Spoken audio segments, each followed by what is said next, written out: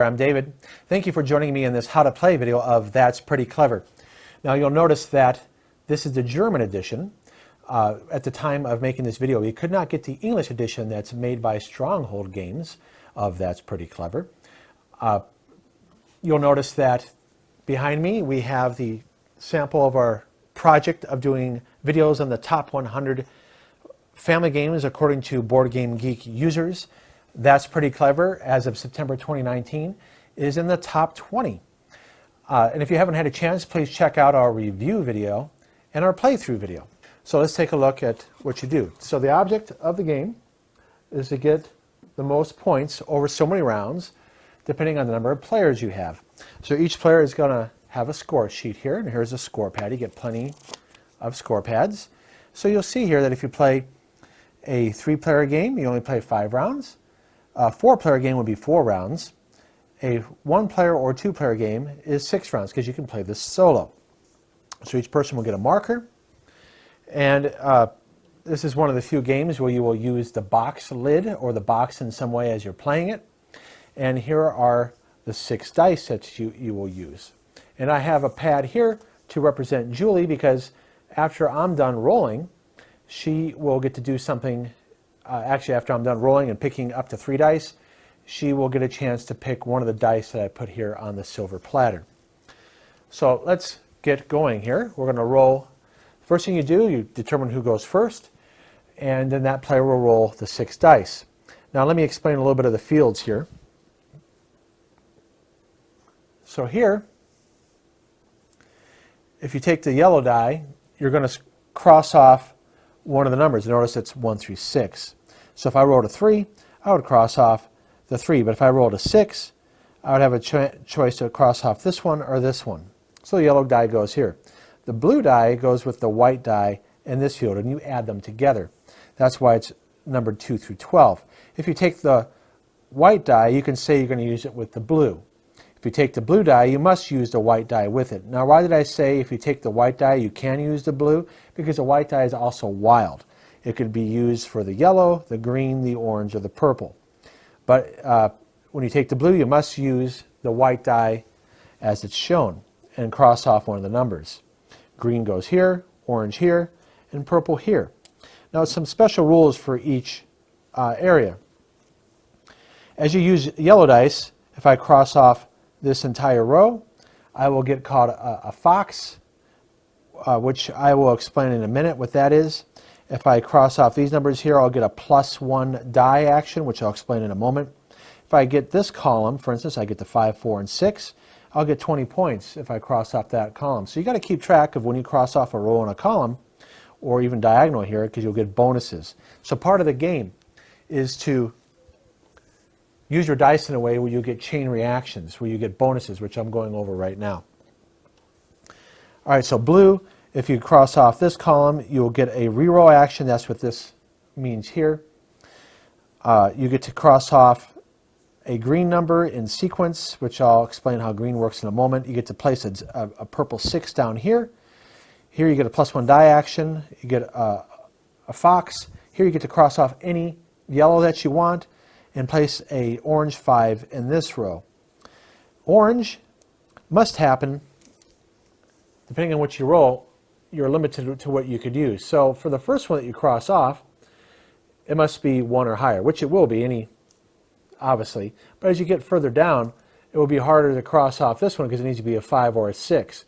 So I could, for instance, roll a 5 and cross this off, roll a 3, cross this off, roll a 4, roll a 6, and then roll a 5. And then here it starts over.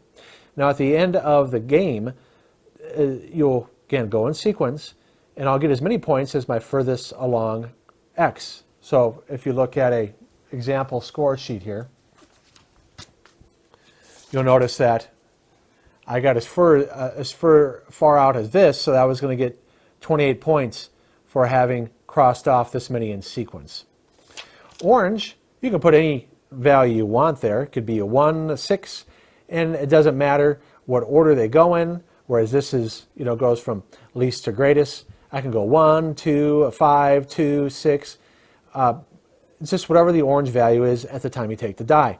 If I were to take the 5 here, when there's time 2 here, it would actually be worth 10 points. So I'd write a 10 in here. So you just write the values. You see here in this score sheet, when I played this, I had a 4, a 5, a 5, and I did roll a 5, and I got a 10 here. I rolled a 5 here, I got a 10 here, and at the end I rolled again another 5, and I got a 15. If it would have been a 6, that would have been great. It would have been 18 points. Purple, the value has to be greater than the previous one. So if I roll a 1, it could be, the next number could be 2 through 6. If I rolled a 5, the next number would have to be a 6. And then it starts over again. So once you use a 6, you can start over with a 1 through 6 on the next die. So if you see here on this score sheet, it went 3, 4, 6, and then I started over with a 3, went back to 6, started over with a 4. Notice here with the blue, I didn't mention this. In this score sheet, I used 3, 7 blue. I crossed off 7 blue, so I would have 22 points at the end of the game. Here, I crossed off these 2 columns. I got a 10 and a 14, so that was 24 points for that yellow. So the only other thing to go over is that when you start a round, you'll get bonuses. So here, it was round 1, I'll get a re-roll. I'll explain how those are used in a moment.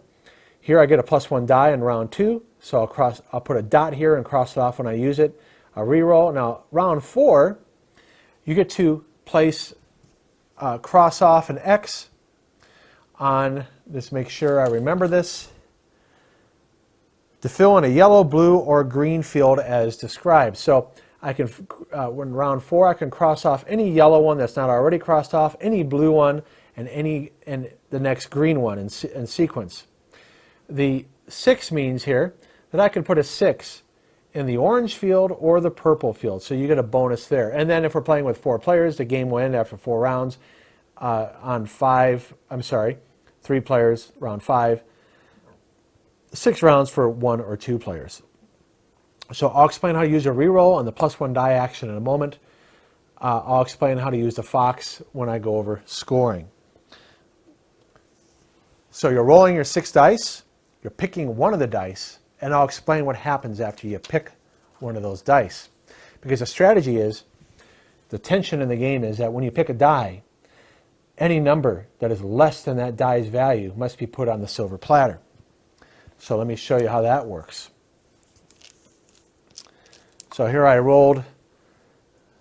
So if I were to take the 6, for instance, the 6 purple, which is really nice because purple scores the value that's written in the field. So if I were to write a 6 here, I'd get 6 points for that. However, any dice less than a 6 go on the silver platter. So these would go right here. And I would put the 6 here, right in the 6 right here, and then I'd only have, now I'm going to pick 3 dice on my turn. By doing this, I'd only have 1 die left to roll. So that's a disadvantage of picking the highest number right away. If I pick the 1 orange or the 1 green, that's not so bad because none of the dice would go away. So I could pick this 1 orange, I put it on my score pad. For green, the 1 green I pick, and then I can cross off this green. So this is a good number to go with early on in the game because no other numbers are less than 1. And then I would get to reroll these 5 on my next turn. So let's say I do that. So I take the 1 green. I need either equal to or greater than 1. I cross it off. So I've used already my green spot. Now I'm going to reroll. Now, if I could have taken the 3, but then I would have given up these 2 dice and filled in my yellow 3 here or here. But I decided to do the 1 green, so I put it here. All right, so now I'm going to re-roll the 5 remaining dice. Oh, by the way, I forgot to show you. We're on the round 1 here. I have a re-roll. So when you use a re-roll, let's say I didn't like this at all. I didn't like this roll at all.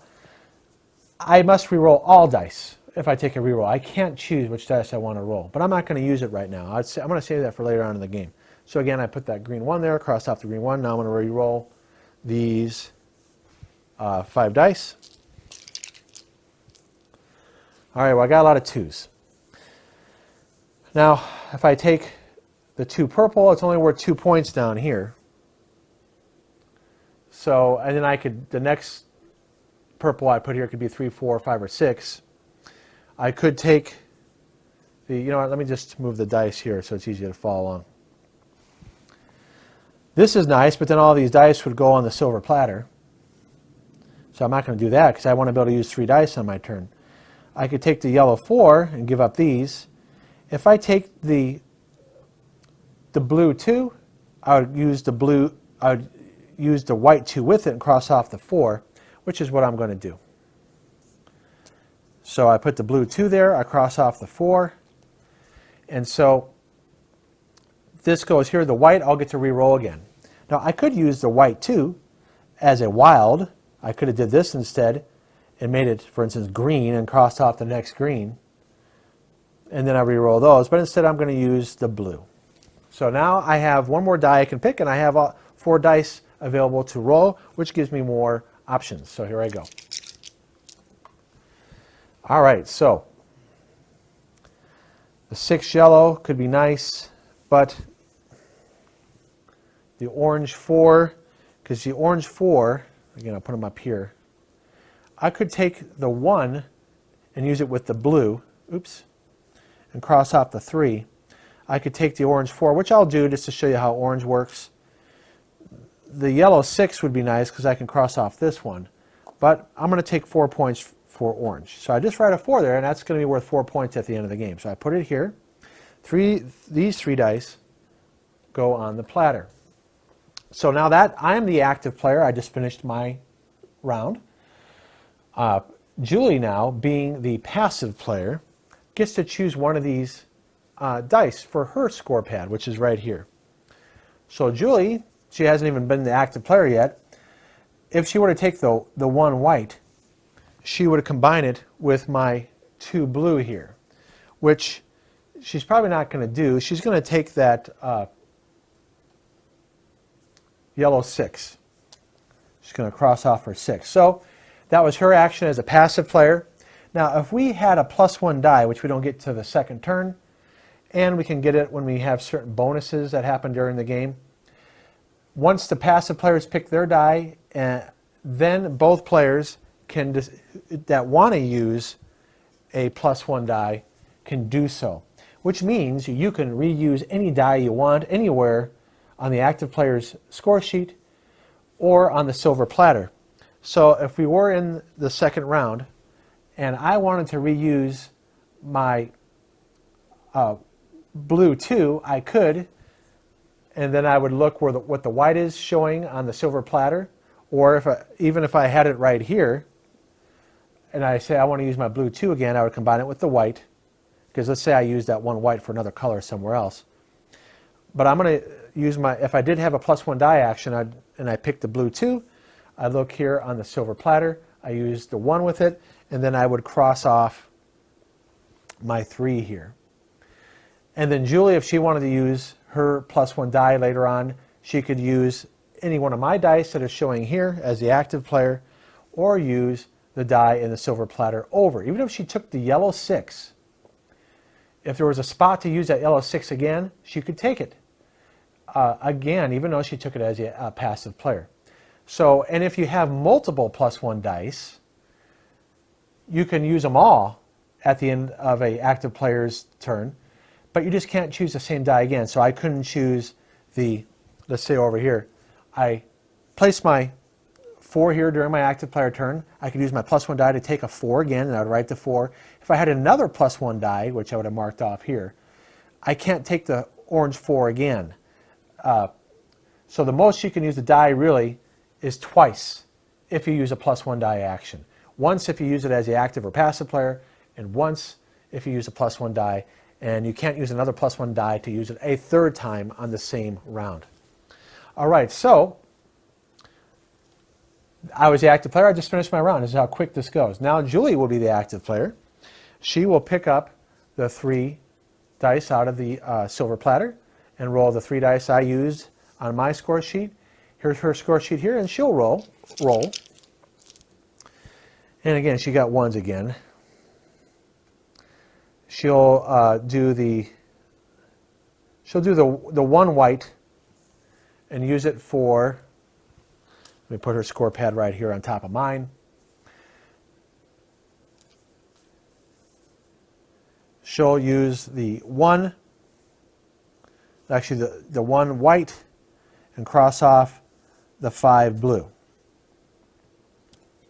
Because 1 plus 4 is 5. Now none of the dice go away because she didn't use anything, there's nothing less than 1. Now she re-rolls these again. All right, so here she's going to use that orange 5. So these two will go up here. Because 5 is a pretty good roll and she has enough dice left. She'll write the 5 here. The 5 goes here. Now she can re-roll these 2 dice, which she will. Okay, a 6 doesn't really help her too much because you don't write the value of 6 here. You just cross it off. It would help her way over here when she got to this part. But she's going to use that 2 blue. So over here she'll use the 2 blue. The white is a 1. So she'll cross off her blue. So now she's got 2 blue marked off. So she's on her way to getting 2 points for that, and if she gets more marked off. So the green 6 goes over here on the silver platter. Julia is done. Oh, I forgot to mark off her re-roll. That goes right there. She was not going to use a re-roll. She didn't use it. So now we look at, I'm the passive player now because this is still the first round, even though I was the active player. Now on Julia's turn, I'm the passive player. And I got to decide what I'm going to use. I like that purple 4. So I'm going to use that purple 4, which means I'm committing myself to having to get a 5 or a 6 here. So I'll do one more round as the active player. So that ends that round. So now we mark off the second round, and now I got a +1 action. So I'm going to roll the 6 dice. Now we're on the second round. Not a very good roll. If I take that 5, I'm going to lose all the dice. I can't use the purple, so if I go here, I can't use the purple because it has to be greater than 4. I could use, nope, I can't use the 4 blue because I already used it. If I use the 1, it combines that, and I've already marked it off. If I use the orange 1, that's not a lot of points. I could put it there, but it's only worth 1 point. So you know what? I'm just going to take the yellow 3, cross it off here, leaving me less dice to roll.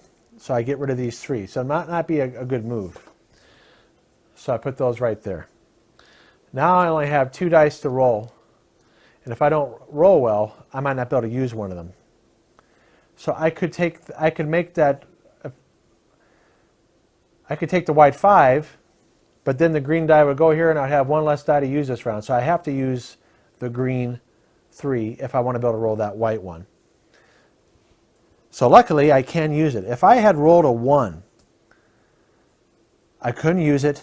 I would take the 5 and I would have 1 less die this round. But since it was a 3, I can cross it off. And then I put it here, and now I get to roll the white 1, which I'll just roll right here. Okay, I got a 5. Now that's good. I can use it for any color I want. I can use it for a yellow 5. I can combine it with the white 1 on the silver platter and cross off a 6 over here. But I'm going to use it for my orange, because now that would be 9 points at the end of the game. So then Julie's the passive player. She looks at these dice and what's on the platter. So let me move her scorecard here. She's looking, I could do the 6 blue, because 5 plus, here's what's on the silver platter, 5 plus 1 is 6. She could use that white 5 for any color, which she will. She's going to try to go for this yellow here, because if she fills that in, that will be worth 20 points. So that was her passive action. Then she would roll, and then, oh, I forgot to mark off her +1 die action. Let's say she'll use it right now, her +1 die action. She'll cross it off and then take that 5 plus, she could even use it again, that 5, if she wanted to, but she's just going to take the blue 6 and cross that off, because 1 plus 5 is 6. All right, so that's, you roll the dice until you get through the number of rounds. So let me show how you score real quick. Here is previous games where I was able to use all my rerolls except 1. I used all my +1 dice except 1. And now how did I get those +1 dice? Well, I got one here when I filled in this blue column. I got one here when I got up to this orange, and here when I got up to this purple. So that was 1, 2, 3, and so 1, 2, 3, and then how did I get the other one? Oh, on green here. So I would normally have only gotten one. This was it was a 6-player game. Oh, no, I'm sorry, a 4-player game. I would have gotten 1, 2, 3, 4, 5. So that's why I had 5 crossed off here. I was able to get an extra 6 here, which I probably placed here. I was able to get a blue where I could cross off any blue I want. And I got a X here for yellow. I was able to cross off an extra yellow. Same with here, and an extra blue here. So as the game goes on, I was able to cross off extra stuff. So if you look at how it scores, though, let me get one that's not filled out yet. So if I were to score this,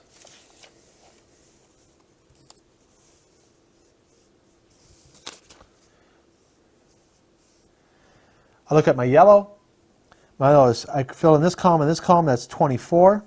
So I'd fill in 24. Blue, I filled in 1, 2, 3, 4, 5, 6, 7. And I look at 7 above here. Oh, sorry, wrong one. 7 above here, that's 22.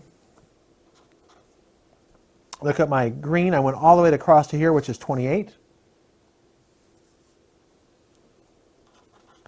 Orange, I add them all up. Wow, that was really good how I did here. 14, 24, 25, 35, 41, 44, 45, 60, 72. So 72 for orange. Purple didn't do as well. 7, 13, 16, 20, 26. Now my foxes are worth as much points as my lowest. So my lowest one here is blue. So how many foxes do I have? I didn't fill in this fox. I did fill in this one and this one. So I have 2 foxes. So 2 times 22 is 44. Then you would add them all up. 10, 14, 16, 20, 26. 2, 4, 6, 8, 15, 22, 16. Now if this was a solo game, I'd see how I did on solo. 216 means hats off to you. The only change in the solo rules is that you cannot use die actions as a passive player, you cannot use die actions as in the normal game. Interesting, but you can use it if you're the active player. So you compare scores to see who wins, and that's very clever. So thank you for watching this how to play. Oh, wrong side of the box. I put it way over here. Hopefully you get a chance to check out our playthrough and our review. Thank you for watching. Please remember to subscribe and like. I'm David.